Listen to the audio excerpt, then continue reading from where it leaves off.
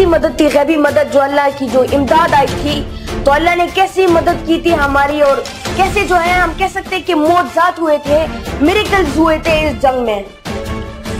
सबसे पहला वाकया मैं आपको सुनाना चाहूंगा कि हिंदुस्तान का एक पायलट जो है पकड़ा गया और उससे फिर जेल में पूछा गया कि तुमने रावी पुल पर हमला क्यों नहीं किया, क्योंकि रावी पुल तुम्हारे सामने थी।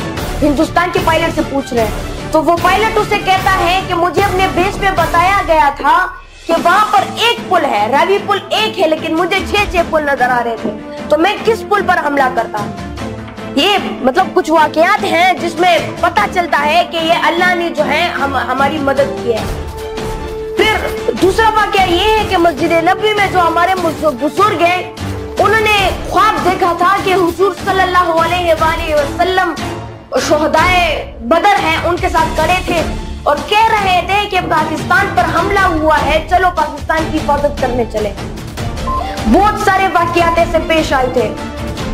और फिर अयूब खान की, जनरल अयूब खान की सुबह की वो तकरीर कि वो कहते हैं, वो ये नहीं कहते कि ए सिंधी, ए बलूची, ए पठान, ए पंजाबी, वो कहते हैं कि ला इलाहा इल्लल्लाह के मानने वालों जंग शुरू हो चुकी है।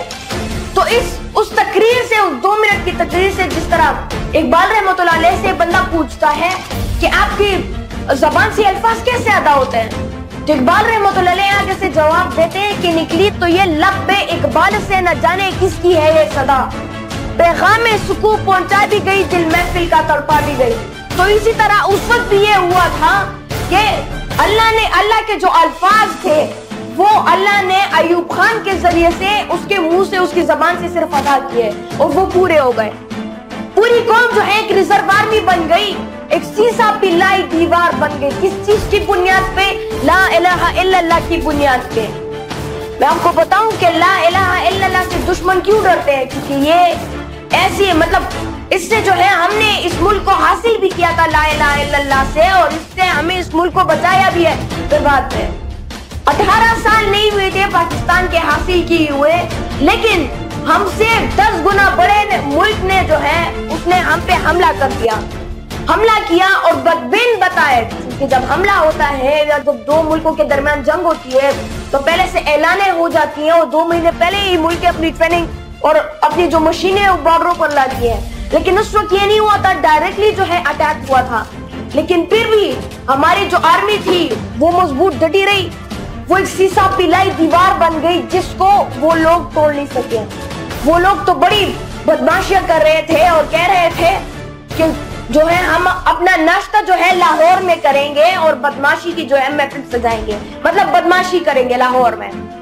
वो भी नहीं हुआ, दुश्मन जो है सरहद पार नहीं कर सकते। तो बहुत सारे ऐसे वाकयात हुए हैं और हमारी बहनों और हमारी माओं का इसमें बहुत बड़ा किरदार था।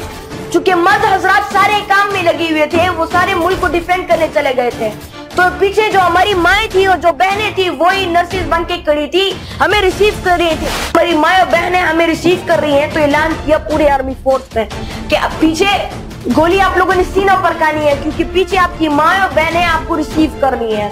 और अगर तुमने पुष्प पे गोली खाई तो तुम्हारी माँ बहनें क्या सोचेगी कि ये बुज़दिल पुष्प पे गोली खा के आया, वही आपको पीछे दफनाने के लिए खड़ी है। तो इसलिए भी नौजवानों के अंदर एक जज्बा पैदा किया, एक जज्बा बनाया और फिर अल्लाह ने जो है ढेर सारी जो मदद की हमारी। क्यों?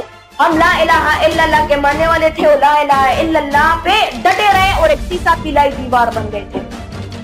तो बहुत ज्यादा किरदार था और मैं बहुत ज्यादा खुशनसीब हूँ क्योंकि आज सुबह ही मैं एक ब्रिगेडियर साहिबा से मिला हूँ और वो जो थी 1965 के जंग में वो हिस्सा भी थी, कैप्टन थी उस वक्त, और उस वक्त वो नर्स भी थी हॉस्पिटल में, CMH अस्पताल के कौन सा हॉस्पिटल है वहां पे वो खड़ी थी। क्योंकि मैंने बोला भी कि वो अपने बेटों और अपने भाइयों को रिसीव करने के लिए खड़े थे, तो उनसे मैं मिला, उन्होंने अपनी कहानी की कि ऐसे वाकयात हुए थे उस वक्त, ऐसे वाकयात हुए थे। मैं बहुत ज्यादा हैरान हो गया और मैं जो है उनसे बहुत ज्यादा इंस्पायर हो गया। फिर उन्होंने मुझे एक किताब भी दी, वो किताब अंदर पड़ी हुई है, मैं जब आ रहा था मैंने उसे पढ़ा। उसका नाम था मेरे साथी, मेरे गाजी और मेरे शहीद। और ये किताब आप भी अपने लिए अवेलेबल कर सकते हैं, बहुत प्यारी किताब उन्होंने लिखी है। उसमें उन्होंने अपनी कहानी लिखी है कि 1965 के वॉर में क्या हुआ था हमारे साथ, हमारा रोल क्या था, आर्मी का रोल क्या था पे उसने कहा भी कि मेरा बेटा खुद भी आर्मी में था, तो वो आया तो मैंने उसे देखा उसने पैर पर गोली खाई थी, तो वो रो रो कर मुझे कह रहा था कि माँ आपका बेटा जो है सीने पे नहीं पैर पे गोली खा गया है, मुझे माफ करो। तो बहुत सारे ऐसे वाकयात उसमें लिखे गए थे, तो मैं भी बहुत ज्यादा हैरान हुआ। और इंशाल्लाह एक दिन मैं यहाँ पर उस बुक के हवाले से भी बताऊंगा, उसमें जो कहानी और जो स्टोरी लिखी है वो भी मैं आपको खुद ही पढ़कर सुनाऊंगा कि उसमें ऐसी क्या इंस्पिरेशनल स्टोरी लिखी है, क्या मोटिवेशनल स्टोरी लिखी है, जो कि सब लोगों पर की रोंगटे खड़ी हो जाती है, बाल खड़े हो जाते हैं। और आखिर में मैं कहना चाहूंगा, मेरा ये पैगाम है तमाम पाकिस्तान को और आप सबको भी, कि आप लोग जो है अपने आप को डिफेंड करना सीखे, अपने मुल्क को डिफेंड करना सीखे।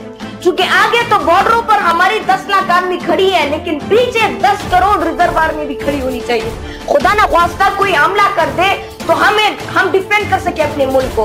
और आजकल चूंकि जंगे जो है ऐसे नहीं होती कि बॉर्डर पर लाके आर्मी खड़े कर देते और हमला शुरू हो जाता है। आजकल जंगे नजरियाती महाजों पर होती है, फेसबुक के जरिए से, ट्विटर यूट्यूब के जरिए से।